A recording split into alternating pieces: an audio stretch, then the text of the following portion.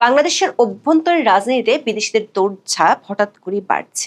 গত 2 দিনে 3টি বিদেশি শক্তি 2টি রাজনৈতিক দলের প্রধানের সাথে বৈঠক করেছেন।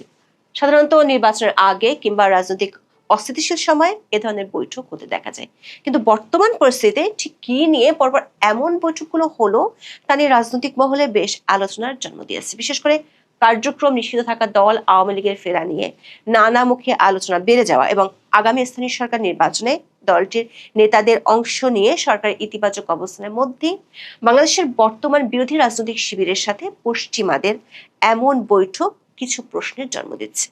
এর মধ্যে পুশিয়ে নিয়ে ভারত ও বাংলাদেশের মধ্যকার বিদ্যমান অচলাবস্থার মধ্যেই আগামী শুক্রবার বাংলাদেশে আসছেন ভারতের নতুন হাই কমিশনার দীনেশ ত্রিবেদী। প্রশ্ন হলো, হঠাৎ করে আওয়ামী লীগের রাজনীতিতে ফেরার আলোচনার মধ্যে কেন পশ্চিমা রাষ্ট্রদূতরা বিরোধীদের সাথে দফায় দফায় বৈঠক করছেন?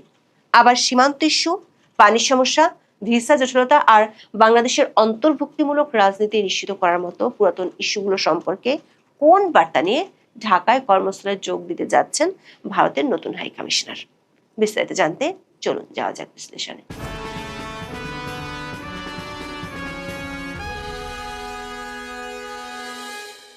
গত 10 এপ্রিল ভারতের পররাষ্ট্র মন্ত্রণালয়ের এক অফিসিয়াল বিজ্ঞপ্তিতে জানানো হয়েছিল, বাংলাদেশে নিযুক্ত তখনকার হাই কমিশনার প্রণয় ভার্মাকে বেলজিয়ামে দেশটির পরবর্তী রাষ্ট্রদূত হিসেবে নিয়োগ দেওয়া হয়েছে। একই সঙ্গে তিনি ইউরোপীয় ইউনিয়নেও ভারতের রাষ্ট্রদূত হিসেবে দায়িত্ব পালন করবেন। এর মধ্যে প্রণয় ভার্মা বাংলাদেশ ছেড়ে নতুন কর্মস্থলে যোগ দিয়েছেন। তারও আগে ভারতীয় ও বাংলাদেশি গণমাধ্যমের খবর হলো, প্রণয় ভার্মার জায়গায় নতুন হাই কমিশনার হিসেবে বাংলাদেশে আসছেন দেশের পোর খাওয়া রাজনীতিবিদ দীনেশ ত্রিবেদী।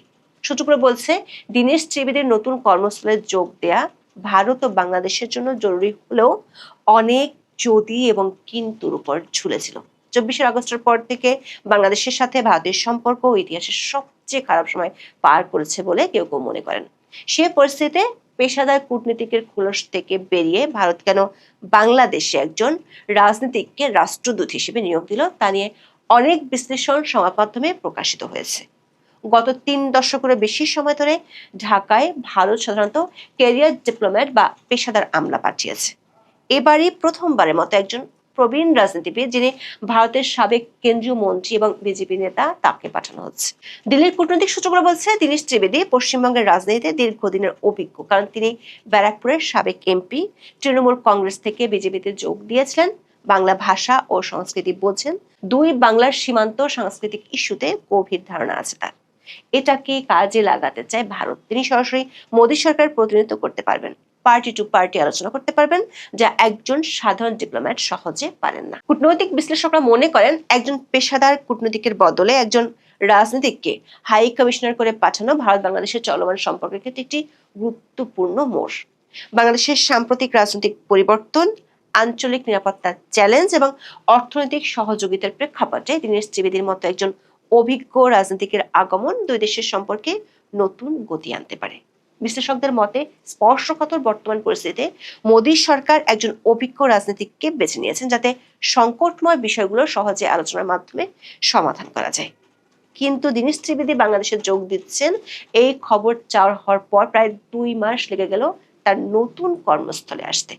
বাংলাদেশের পররাষ্ট্র মন্ত্রণালয়ের একটি সূত্র নিশ্চিত করেছে, আগামী শুক্রবার 12 জুন ঢাকায় পৌঁছাবেন বাংলাদেশে নিযুক্ত ভারতের নতুন হাই কমিশনার দীনেশ ত্রিবেদী। ঢাকার ভারতীয় হাই কমিশন সূত্র জানায়, গত 5 জুন দীনেশ ত্রিবেদী বাংলাদেশে ভারতের হাই কমিশনার হিসেবে তার নিয়োগের জন্য রাষ্ট্রপতি দ্রৌপদী মুর্মুর কাছ থেকে লেটার অব ক্লিয়ারেন্স গ্রহণ করেছেন। সূত্রগুলো বলছে, দীনেশ ত্রিবেদীর যোগ দেওয়ার পেছনে এই যে এত সময় লাগলো, তার পেছনে বেশ কিছু কারণ আছে। গত 1.5 মাস ধরে সীমান্তে পুশিং সমস্যা নিয়ে দুই দেশের মধ্যে এক ধরনের অচল অবস্থা চলছে। দিল্লিতে দেশ দুটির সীমান্তরক্ষী বাহিনীর বৈঠকেও এ নিয়ে কোনো শুরু হয়নি। আবার বাংলাদেশ সরকার প্রতিনিধিরা অবশ্য পুশিংকে ভারতের অভ্যন্তরীণ ভোটের রাজনীতির ইস্যু বলে মন্তব্য করেছেন। তা সত্ত্বেও সীমান্তে কড়া নজরদারিতে আছে বাংলাদেশের সীমান্তরক্ষী বাহিনী বিজিবি। তারেক রহমানের বিএনপি সরকার ক্ষমতা আসার পর এখনো পর্যন্ত গঙ্গার পানি বন্টন চুক্তির নবায়ন এবং তিস্তার পানি বন্টন নিয়ে দুপক্ষ কোনো সমাধানে পৌঁছতে পারেনি। সূত্রগুলো বলছে, ভারত ও বাংলাদেশের মধ্যকার এই ইস্যুগুলো পুরাতন, মানে এগুলো আগের সরকারগুলোর আমলেও ছিল।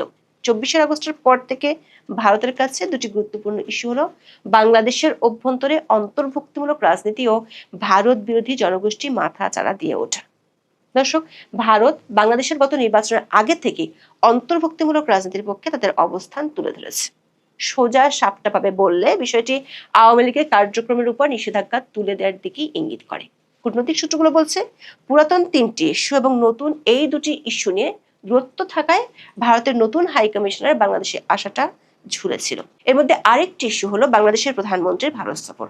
বাংলাদেশের পররাষ্ট্রমন্ত্রী খলিলুর রহমানের ভারত সফরের পরপরই ধারণা করা হয়েছিল তারেক রহমান তার প্রথম বিদেশ সফরে ভারত যেতে পারেন। কিন্তু এর মধ্যে চীন, সৌদি আরব, ভুটানের কথা শোনা গেলেও এখন জানা যাচ্ছে তারেক রহমান মালয়েশিয়া যেতে পারেন। মূলত চীন ও ভারতের মধ্যকার আঞ্চলিক ভূ রাজনীতির দ্বন্দ্বকে পাশ কাটাতে তারেক রহমান বাধ্য হয়ে মালয়েশিয়া যেতে পারেন। কূটনৈতিক ও রাজনৈতিক মহলে প্রশ্ন উঠছে, শেষ পর্যন্ত রাজনীতিবিদ দীনেশ ত্রিবেদী যে বাংলাদেশে আসছেন, তিনি পুরাতন নতুন ইস্যুগুলো নিয়ে দিল্লির কি বার্তা আর মিশন নিয়ে ঢাকায় আসছেন। বাংলাদেশের রাজনৈতিক মহলে আলোচনা আছে, আওয়ামী লীগের রাজনীতি ফেরার বিষয়টি নিয়ে বিদেশি শক্তিগুলোর মধ্যে ভারত গুরুত্বপূর্ণ স্টেক হোল্ডারের মধ্যে একজন। ফলে নতুন হাই কমিশনারের কাজে যোগ দেওয়ার পর এই বিষয়টি নিয়ে নজর থাকবে অনেকেরই। কারণ এরই মধ্যে আওয়ামী লীগের রাজনীতি ফেরা নিয়ে বাংলাদেশের সংবাদ মাধ্যম থেকে শুরু করে রাজনীতিতে আলোচনার ঝড় উঠেছে। আওয়ামী লীগ ও অঙ্গ সংগঠনগুলো কার্যক্রম নিষিদ্ধ থাকা আর পুলিশ ব্যাপক ধরপাকড়ের মধ্যে বড় বড় শোডাউন করে যাচ্ছে। প্রতিদিনই তারা দেশের একাধিক জেলা উপজেলায় মিছিল করে যাচ্ছে। এমন পরিস্থিতিতে দলটির কার্যক্রমের উপর নিষেধাজ্ঞা তুলে নেওয়ার ব্যাপারে সরকারের প্রতিনিধিরাও কথা বলতে হচ্ছে। গত মঙ্গলবার প্রধানমন্ত্রীর তথ্য উপদেষ্টা জাহিদুর রহমান বলেছেন, আওয়ামী লীগের কার্যক্রম নিষিদ্ধ থাকলেও দলটির নেতাকর্মীরা আসন্ন স্থানীয় সরকার নির্বাচনে প্রার্থী হতে চাইলে সরকার কোনো বাধা দেবে না। সচিবালয়ে এক সংবাদ সম্মেলনে তিনি বলেন, যাদের নামে মামলা আছে বা মামলা চলছে, আইনি কোনো নিষেধাজ্ঞা না থাকলে তারাও নির্বাচনে অংশ নিতে পারবেন। সরকার তাদের পথ আটকাবে না। আওয়ামী লীগের অনেক নেতার এখনো দলীয় পদ পদবি রয়ে গেছে, এতে কোনো সমস্যা হবে কিনা এমন প্রশ্নের জবাবে জাহিদুর রহমান বলেন, এই বিষয়টির এখন আর কোনো গুরুত্ব নেই, কারণ দল হিসেবে আওয়ামী লীগের সব ধরনের সাংগঠনিক কার্যক্রম নিষিদ্ধ রয়েছে। তার এই বক্তব্যের পর রাজনৈতিক মহলে নতুন আলোচনার জন্ম হয়েছে। এই সিদ্ধান্তের সমর্থকরা একে দেখছেন একটি গণতান্ত্রিক পদক্ষেপ হিসেবে। অন্যদিকে সমালোচকরা প্রশ্ন তুলেছেন, আগামী দিনের বড় নির্বাচনগুলোর উপর এর কি প্রভাব পড়বে। রাজনীতি বিশ্লেষকদের মতে এই সিদ্ধান্তের ফলে অনেক এলাকায় নির্বাচনের চিত্র বদলে যেতে পারে। বিশেষ করে বিএনপি, আওয়ামী লীগ এবং জামাত ইসলামের প্রার্থীদের মধ্যে একটি ত্রিমুখী লড়াইয়ের সুযোগ তৈরি হতে পারে। কিছু পর্যবেক্ষক মনে করছেন, দেশের রাজনৈতিক বাস্তবতার কথা চিন্তা করে সরকার এই আপোষ করেছে। আবার অনেকের ধারণা, সব দলের অংশগ্রহণে একটি নির্বাচন দেখতে চায় বাইরের কিছু দেশ, আর সেই আন্তর্জাতিক চাপের কারণেই এই সিদ্ধান্ত নেওয়া হয়েছে। নাম প্রকাশ না করার শর্তে বিএনপির একজন শীর্ষ নেতা ও সরকারের একজন মন্ত্রী জানিয়েছেন, আওয়ামী লীগকে রাজনীতিতে সুযোগ দেওয়ার জন্য আন্তর্জাতিক মহলের তাগিদ ছিল এবং এখনো আছে। বিদেশি অনেকগুলো পক্ষ আওয়ামী লীগের রাজনৈতিক অধিকার দিতে সরকারকে চাপ দিচ্ছে। সরকার এমন চিন্তা ভাবনার মধ্যে নতুন খবর হলো, গত 2 দিনে বাংলাদেশে পশ্চিমা রাষ্ট্রদূতদের দৌড়ঝাঁপ আবার হঠাৎ করে বেড়েছে। যুক্তরাষ্ট্র, যুক্তরাজ্য ও ইউরোপিয়ানের রাষ্ট্রদূতরা গত 2 দিনে জামাত ও এনসিপি নেতাদের সাথে একাধিক বৈঠক করেছেন। 10 জুন জামাত ইসলামের আমির ডক্টর শফিকুর রহমানের সঙ্গে সাক্ষাৎ করেছেন ঢাকা নিযুক্ত ব্রিটিশ হাই কমিশনার সারাকু। জাতীয় সংসদ ভবনে বিরোধী দলীয় নেতার কার্যালয়ে তারা বৈঠক করেন। তার আগের দিন একই কার্যালয়ে জামাতের আমিরের সাথে বৈঠক করেন বাংলাদেশে নিযুক্ত যুক্তরাষ্ট্রের রাষ্ট্রদূত ব্রেন্টি ক্রিস্টেনসেন। জামাতের পক্ষ থেকে এই 2টি বৈঠক নিয়ে যে বিবৃতি দেওয়া হয়েছে তা বেশ আনুষ্ঠানিক। বলা হয়েছে, এসব বৈঠকে নির্বাচন পরবর্তী দেশের সামগ্রিক